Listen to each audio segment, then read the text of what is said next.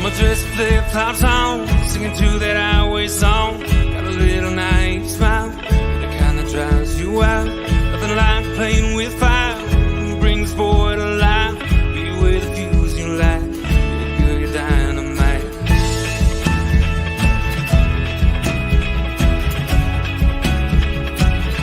You made my day when you walked and sat down beside me, whispered with your eyes, let's go.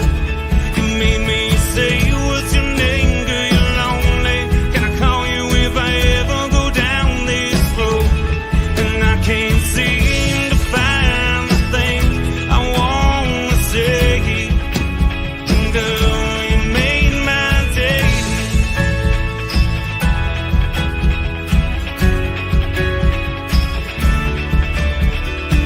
Back on nowhere to go, crank up the radio, no talking all night long. I'm writing you a song. You got the pedal down, can't help but laugh out loud. Two kids ain't going nowhere, it's fast without a care.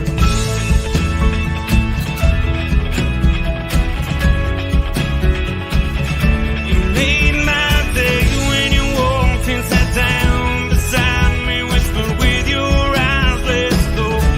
You made me say, what's your name, girl, you're lonely. Can I call you if I ever go down this road? And I can't seem to find the thing I wanna say.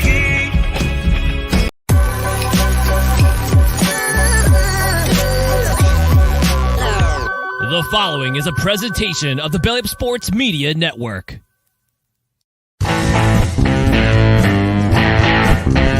14:20 in the morning, 14 minutes and 20 seconds worth of sports talk to get you through your daily commute.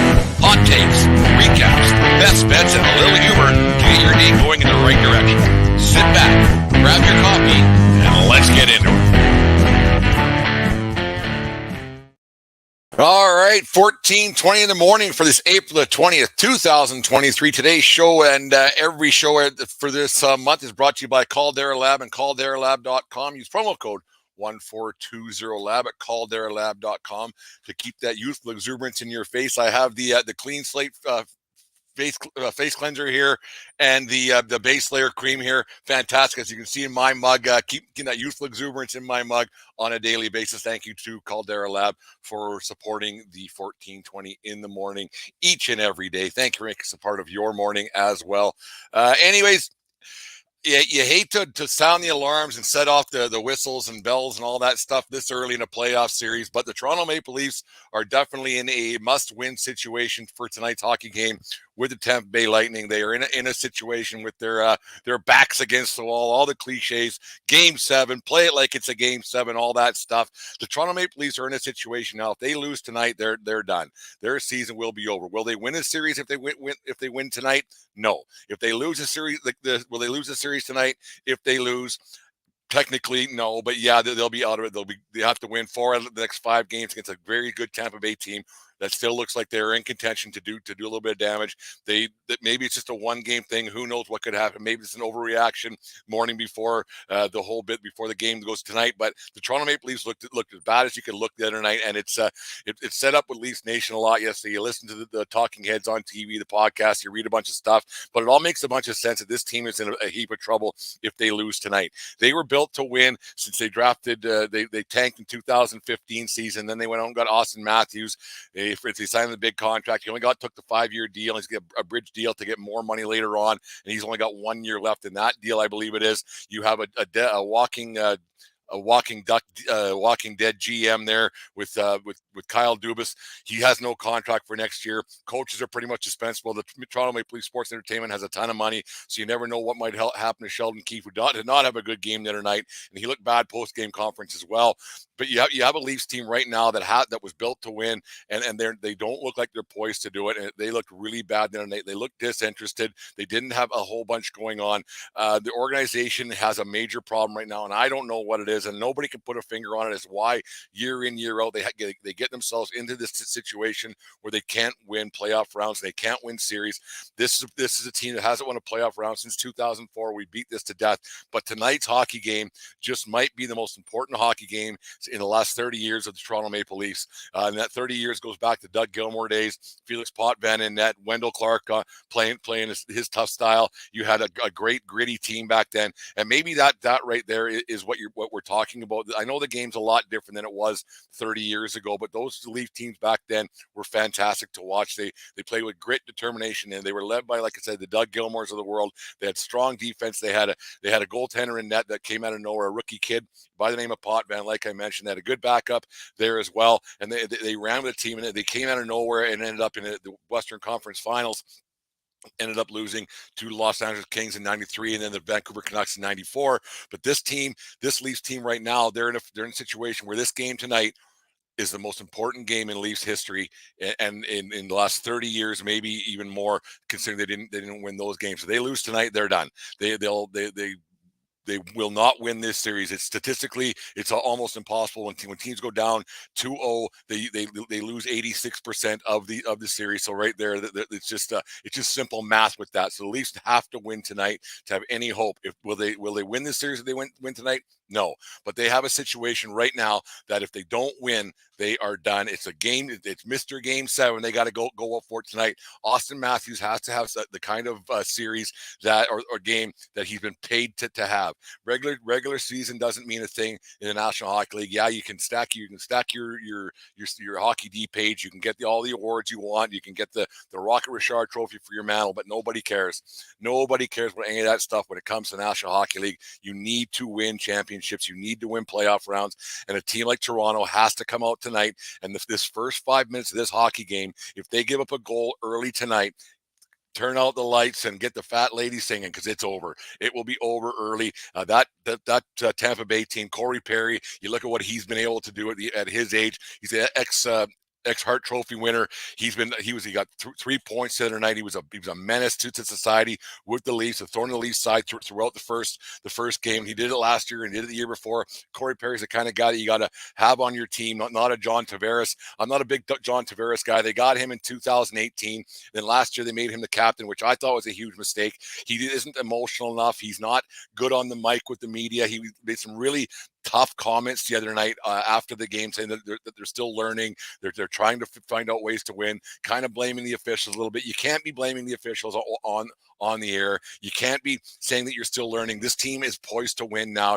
All those guys are making a lot of money, and you know what? The learning curve is over. It's time to show something. It's time to shut up and do something. John Tavares is not a captain, in my opinion. He's too mild-mannered and everything else. Now, I know I've said before, and you guys will at me and everything else on social media, that you shouldn't need a captain at this stage of the game in the National Hockey League. If you need a captain, you probably don't have a very good team, but you need a leadership kind of guy. Not so much a raw guy, but like a go and punch someone in the face and run somebody over kind of guy. The game's a little bit different now. You don't have the Eric Lindroses of the day doing that. The Jerome McGinless, who was fighting in the 04 playoffs when he was fighting Vinny Lecavalier. Now that's a captain. That's the kind of guy you want on your team. The Trevor Lindens of the world, those kind of captains. Excuse me. The guys that you you have John Tavares, he's not an emotional guy enough for me, and you see how the rest of the team kind of follows him behind that, where Austin Matthews, he does not look like he's an emotional kind of guy at all. He just isn't. He just doesn't really have that it factor, and you wonder if what his give a shit meter is throughout his entire career so far. He hasn't been a great playoff performer so far throughout his career, but what Leaf has in the last 40 fucking years. Oh, I'm swearing first thing in the morning. I'm a little revved up already. What Leaf player has been a leader in the last 30 years since they've only been in the playoffs? How many times? 0 since 04, right? So you can't really base anything on that. But I don't know if that Austin Matthews is the kind of guy, if they do end up losing this series and they do end up having a another first round bow out. Is Matthews out the door like maybe he wants anyways? Maybe the hard going, maybe everything that's in Toronto is not for him, and that's why he only signed that 5-year deal instead of going for the 8 or the 10-year deal or whatever the max year's contract could be. It just seems like there's a major problem with that franchise, and you wonder if just the team, the way it's built, every team says that they need a defenseman. They need this guy. They need a Cale Makar. Well, every team needs a Cale Makar. Every team needs a Scott Niedermayer. Every team needs a Chris Pronger. Every team needs that guy to lead. Morgan Rielly, there's something wrong with him. He can't even shoot the puck, it seems, anymore. He's having a rough go of it lately for the last few months of the National Hockey League season. But the biggest thing that they have to have tonight, they need to have their big boys step up, do what they get paid to do, and score some goals and have a good first period. If they have a bad first period, you might, like I said, turn out the lights, it's over, and there won't be anybody left in the ACC. And I don't blame the fans in Toronto for leaving with 13 minutes left in the third period, the way that team played. It was an absolute stinker of a game on Tuesday night, and it was kind of gross. And the way the amount of money that people pay to go to hockey games, that's what they were given. That was an absolute brutal performance from a man, from the coaching staff to the management staff, to the players, to the goaltender. Hell, I'll even blame the stick boy. Why not?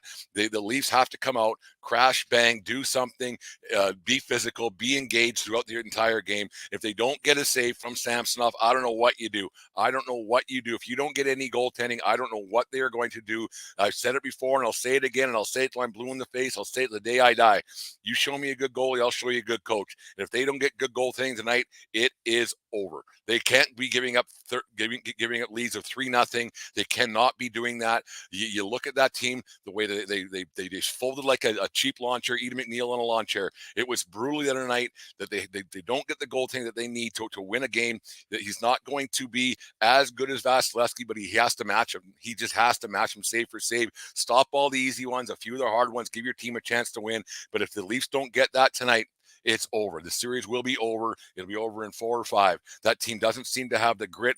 They could prove me wrong. They could prove me wrong in 12 hours from now. The game will be in the third period. It could be 5-2 Leafs, and I hope it is. I hope the Leafs have a chance, because I'm a Leafs guy through and through. Been a Leafs fan since I can remember. There's a picture of the year my brother was born. I'm wearing a little Leafs zip up hoodie. So that's since 1979, 1980, whatever year it was. So I've been pining for a Leafs victory for a long time. I just don't see how they're going to do it. It's the team that looked that disengaged in game one. I don't know how they're going to come about and put together a different game tonight. The good thing about the Stanley Cup playoffs is you do get a second chance for a first impression. You can lose 8-0 or 10-0 in the first game and come back and win the next game 2-1. You can win in double overtime tonight. You don't know. If they lose in double overtime tonight, maybe they have something, but it's a real tough go in the Stanley Cup playoffs, because momentum is such a big thing. But momentum only lasts for one night. The Leafs can put together a good game plan tonight and have a better game plan than they had, that they've been planning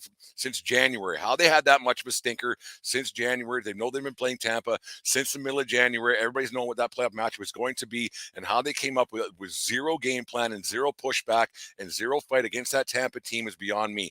I understand that Kucherov is great. I understand that Stamkos is great. I understand that Vasilevsky is the guy, but Toronto is paying these guys to be just as good or better, right?